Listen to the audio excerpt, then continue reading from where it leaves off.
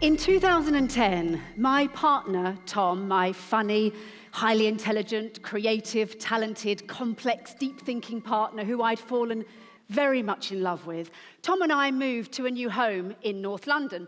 And one day we went to our new local dry cleaners. And there, behind the counter, was the most miserable man I had ever seen. He didn't look at me or smile. He took my money and disappeared out the back.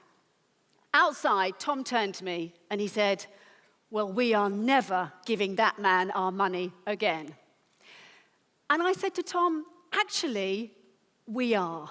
I'm going to change the game. I am going to make the most miserable dry cleaner in London smile at me." So I carried on bouncing into the shop and smiling and thanking him so much for his service. And at first he ignored me, of course, and then he was curious. And then he said hello. And pretty soon, he was putting my dry-cleaned clothes into special self-sealing plastic cellophane bags that I didn't see any of the other customers getting, and I was pretty sure his next move was going to be gift wrap ribbon and scented confetti. I had changed the game. I had helped this man improvise a whole new experience with me.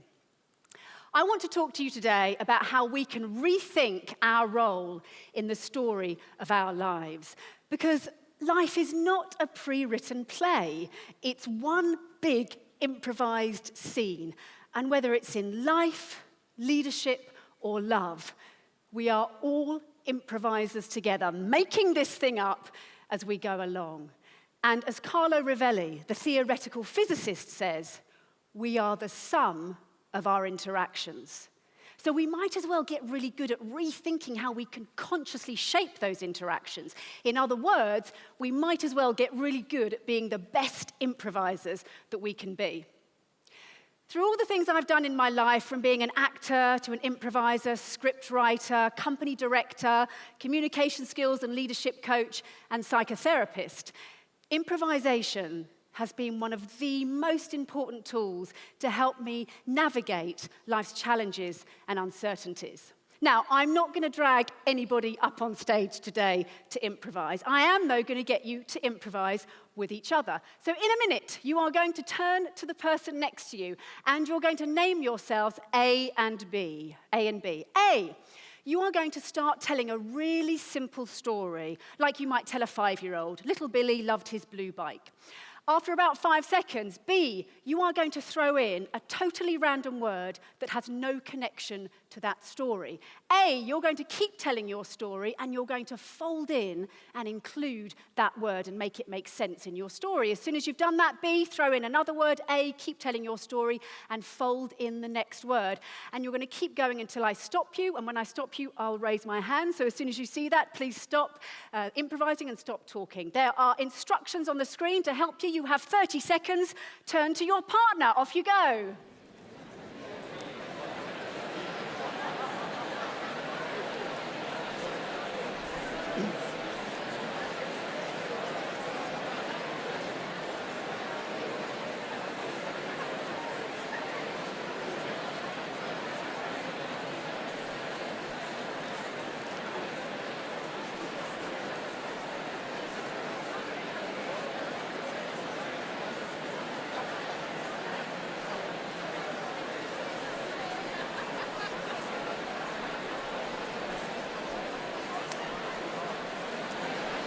And I'm going to stop you there. If I could stop you there, wherever you are, stop there.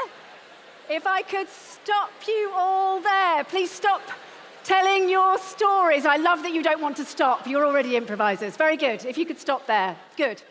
Now, A's, if you could raise your hand, I'm going to guess that most of you were able to keep telling your story and fold in those words. Am I right? If you could show your hands there, please. Yes, pretty much all of you. Of course you did. Because here's the thing. Your brains are wired to improvise. Your brains are wired to connect the unexpected if you consciously choose to step in with an improviser mindset. So it may look like improvisers simply jump up on stage and make stuff up, but there are, in fact, rules to improvisation. And they're rules that will really help us live more consciously in life, leadership, and love. I'm going to give you 4 of them today. The first thing that improvisers do is they listen. They listen to a whole new level because that's their lifeline.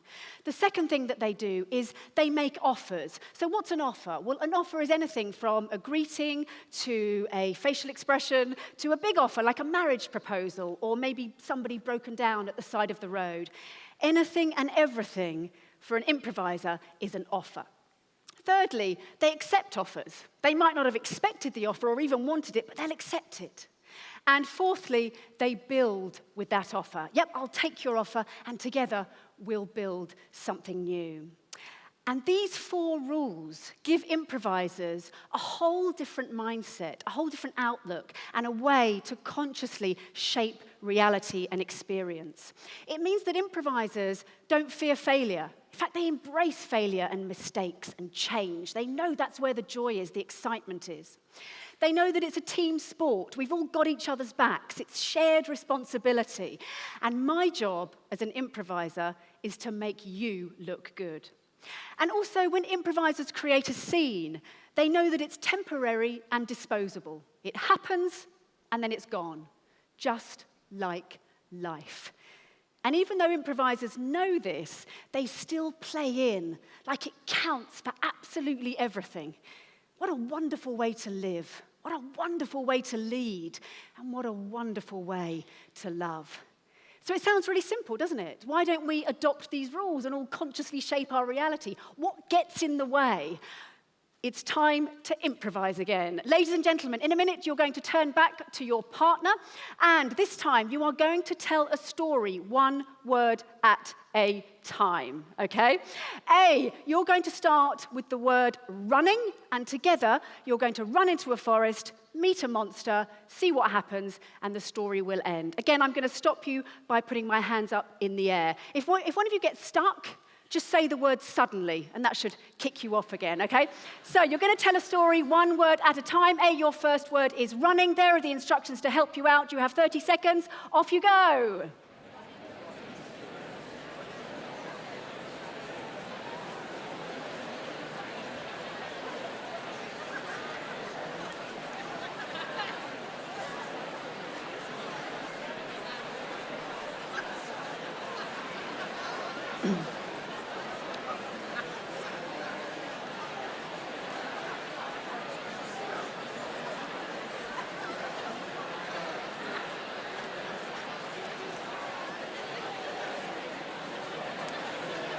And I'm going to stop you there, please. If you could stop there, wherever you are in your story. Again, I love that you want to complete your monster stories, but let's stop there. Now, regardless of story, what we're interested here is the dynamics going on in this game. Now, I'm going to guess that quite a lot of you wanted to say more than 1 word. Is that right? Do you recognize that? Yes, of course you do. I'm also going to guess that quite a number of you were miming or willing your partner to give you the word that you wanted. Yes? Yes, of course you were. And some of you may have not bothered with the prepositions or small words. Forget the grammar. I'm driving my own narrative through here. Some of you may recognize that. And this is what gets in the way of us adopting the improviser mindset, what improvisers call blocking. And the thing that gets in the way for us is our need to control, it's our fear of the unknown, and it's our anxiety that we won't know how to respond. And I'm a human being too. I know it's not always very easy. We get caught in these patterns, don't we, with work colleagues and loved ones. Remember Tom, my funny, highly intelligent, creative, talented, complex, deep-thinking partner who I'd fallen very much in love with that Tom? When we first moved in together, I understood that Tom was a very neat and tidy person, which he was, until it came to shaving. And when it came to shaving, Tom was the Jackson Pollock of the bathroom world. That hairy shaving gunk would get everywhere. And we'd end up in these standoffs, these blocks, with me, with my expectation of, Tom, why can't you just tidy up after you? And Tom and his expectation of, I'm a man of a certain age, I should be able to shave how I want. And these blocks would escalate into outbursts where Tom would say, you'd miss me and the hairy shaving gunk if we were gone, and me reassuring him, Tom, I really wouldn't. And we get caught, don't we? The Gottman Institute do some amazing research into what makes marriages and relationships successful. And what they found is that 69% of the issues and arguments that we have in our relationships are the same ones over and over again. The same ones. And here's another thing about that. They are never going away. They are here to stay. They are unresolvable issues. So we might as well get good at letting go of our fixed ideas and expectations of what we think people and situations should be and start working with what the offer actually is. So how do we do this? Well, so many of those arguments and those blocks start with two very simple words: yes, but. And they certainly continue with those words. I'm sure you recognize them from difficult team meetings or from those irritating moments at home. Yes, but. And the key tool that improvisers know and love that I'm going to give you today is they know to replace the yes, but with a yes, and. Because by adopting the language and the attitude of yes, and, they know that they can break through blocks, find new opportunities, and create whole new experiences. So if you think about those moments of poor customer service, or if you think about that irritating person at work, or a difficult feedback session, or a layoff, or the moments at home with your loved ones, whether it's in life, leadership, or love, how might you replace your yes, but with a yes, and break through to new opportunities? Now, I know that not every offer in life is just an irritating work colleague or a shaving irritation in the bathroom. I know that some of the offers that life can give us can be downright painful.